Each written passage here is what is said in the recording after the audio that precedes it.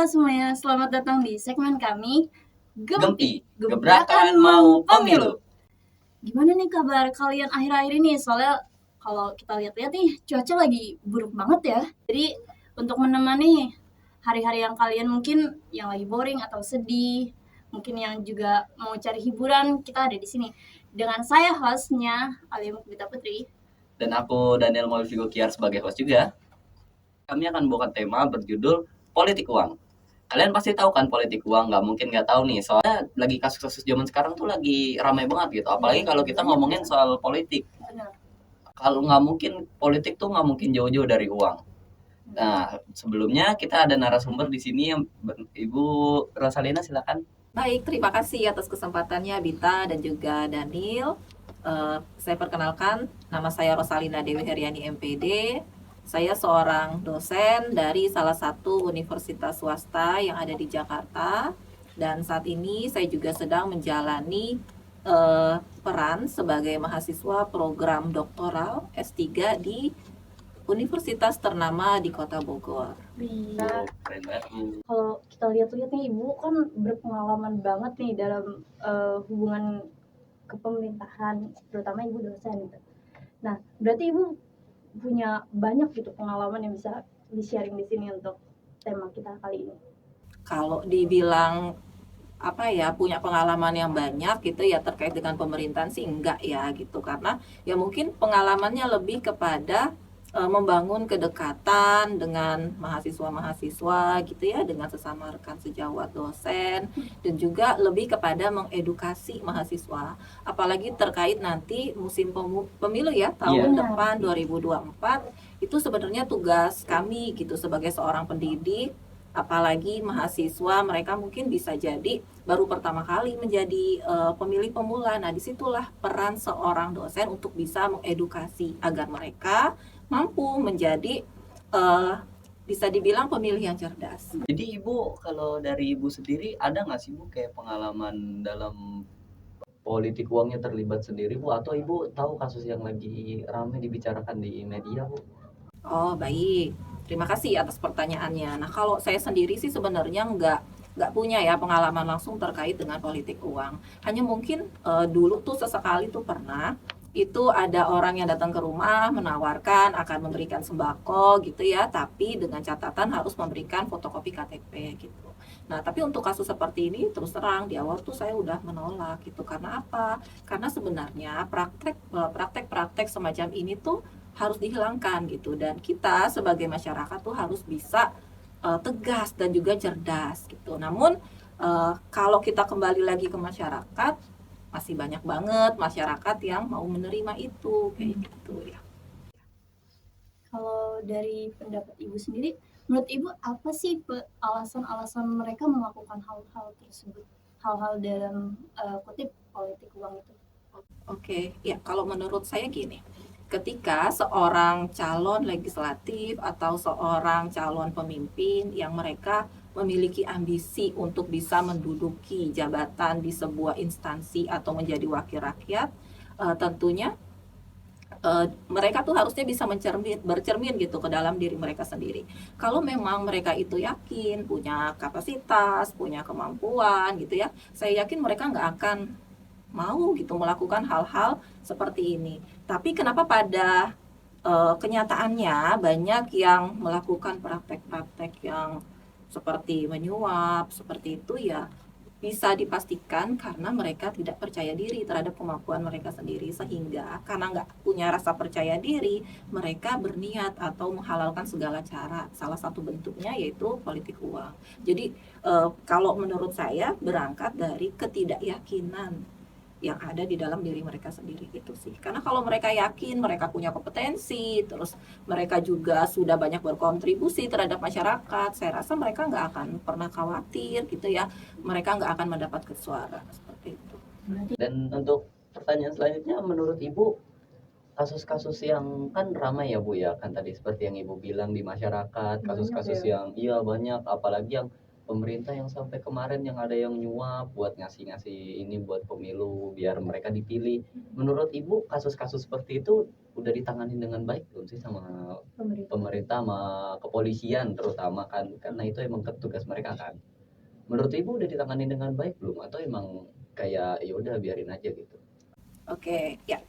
Berarti kalau pertanyaannya apakah kasus-kasus terkait dengan pelanggaran pemilu itu sudah ditangani dengan baik atau tidak, berarti saya harus menjawabnya based on data gitu, berdasarkan data. Kita nggak bisa menjawab hanya sekedar oh sudah tertangani atau oh belum tertangani, nggak bisa gitu. Dan sedangkan datanya sendiri saya tuh belum punya gitu ya, belum punya gitu. Jadi kalau seandainya ada pertanyaan seperti itu, maka harus lihat dulu datanya. Misal, kalau menurut penelitian dari LIPI, survei dari LIPI tahun 2019 itu ada 40% masyarakat yang ketika mereka mendapat tawaran untuk menerima suap, mereka menerima uang tersebut tapi tidak memilih calonnya gitu. Sedangkan 37% masyarakat mereka menerima uang dan juga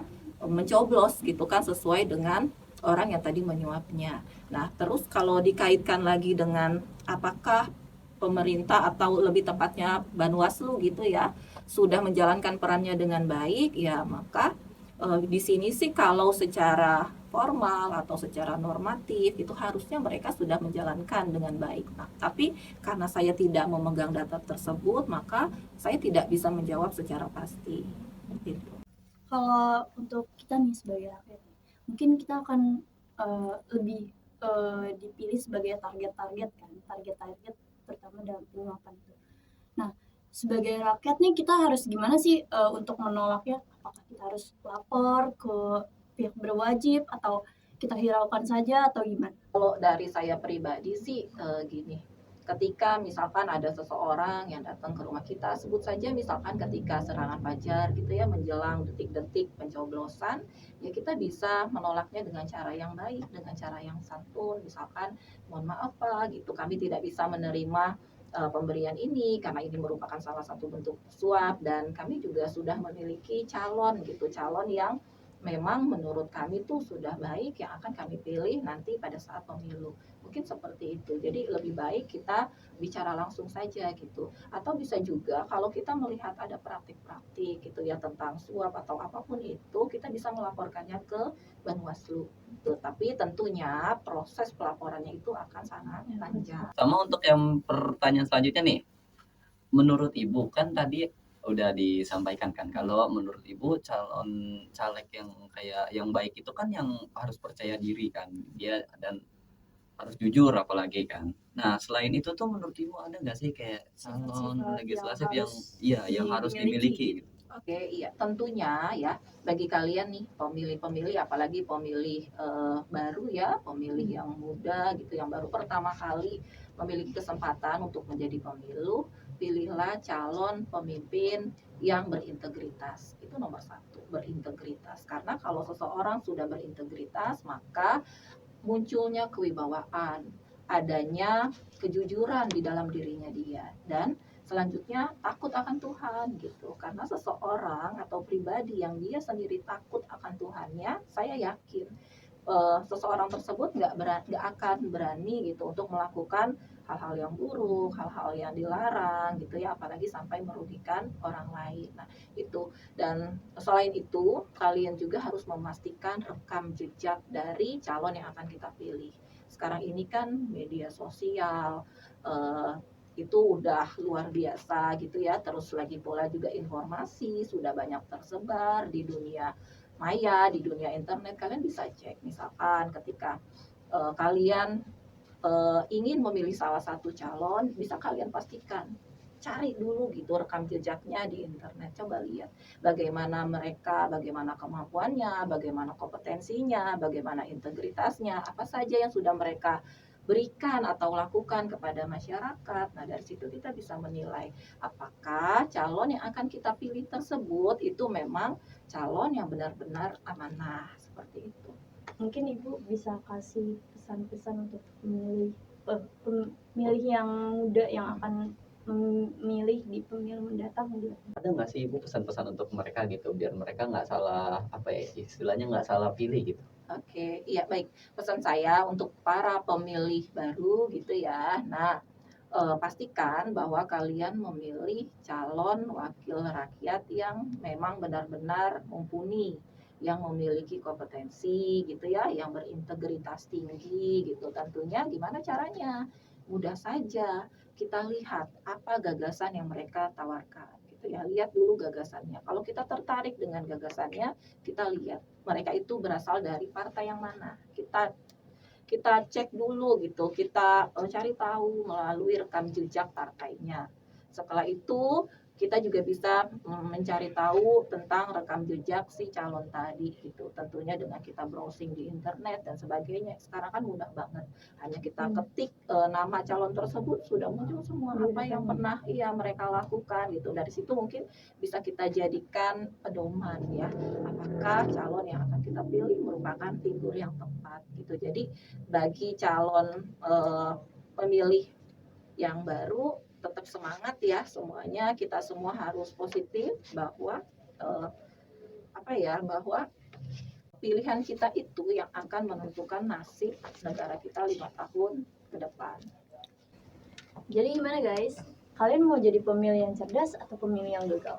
Iya, kalau menurut aku sih aku udah mulai tercerahkan ya sedikit-sedikit Iya gitu benar. ya. Kita udah ada pencerahan nih dari yang ahlinya gitu. Iya.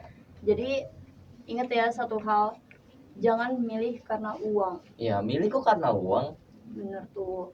Terus untuk pembahasan kali ini mungkin cukup sampai di sini karena pertanyaan kami semuanya sudah terjawabkan.